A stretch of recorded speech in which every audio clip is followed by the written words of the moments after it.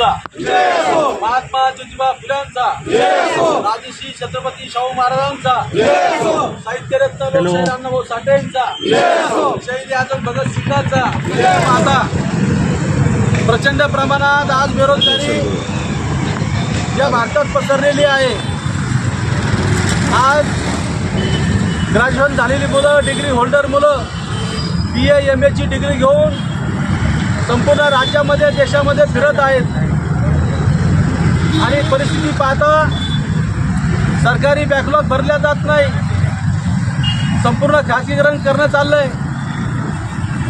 या देशामध्ये बेरोजगारी प्रचंड प्रमाणात वाढली आहे.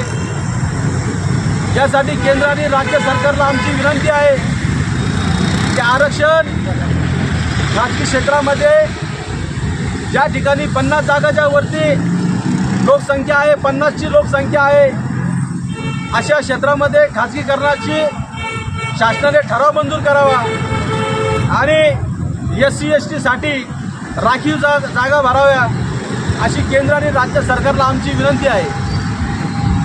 काय वाटतंय, पहिलेच आरक्षणाहून राज्यामध्ये 2 समाजात तेढ निर्माण झाले, आपण पुन्हा आता खाजगी क्षेत्रात आरक्षणाची मागणी करताय.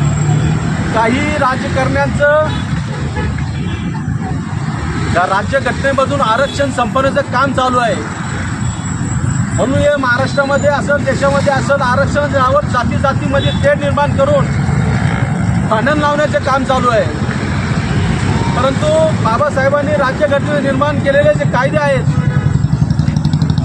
त्यांचा विचार करून जर काम केलं, जे राज्यघटनेचे केंद्र सरकारमध्ये कायदे तयार होतात, जे संसदेत कायदे तयार होतात, त्यानुसारच आरक्षण दिलं जातं. परंतु काही कार्यकर्त्यांची या महाराष्ट्रातल्या हम करो सो कायदा अशी प्रकारची भूमिका चालू आहे. अशा प्रकारे कोणाला आरक्षण मिळणार नाही. आरक्षण हा काय गरिबी हटवण्याचा कार्यक्रम नाही आहे. म्हणून खाजगीकरण मोठ्या प्रमाणात त्यांचं प्रमाण वाढलेलं आहे. त्यामुळे खाजगी क्षेत्रात SC STला आरक्षण लागू करावे अशी आमची शासनाला मागणी आहे. SC STचा आपण विषय केला आहे. हाकेने SC मधून आरक्षणाची मागणी केलेली आहे, कसं पाहताय? लक्ष्मण हाकेने फक्त सूचना केलेली आहे, त्यांनी काही मागणी केलेली आहे. कारण लक्ष्मण हाके SCच्या नांदी कधीच लागणार नाही.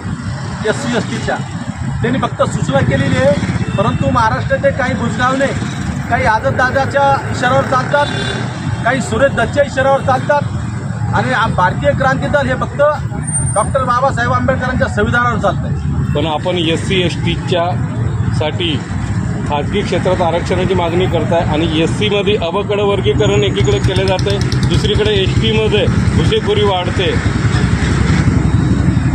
शासनाने प्रचंड प्रमाणात जे रोस्टर असतात सरकारी बॅकलॉग भरण्याचे, तुम्ही आजही पूर्ण सरकारी कार्यालयात जाऊन बघा, कुठंही सरकारी नोकर भरती नाही आहे, सगळं खाजगीकरण करू लागलेत. यामुळे आमची क्रांती दलची भूमिका आहे की संपूर्ण खाजगी क्षेत्रामध्ये SC STला आरक्षण देण्यात यावे.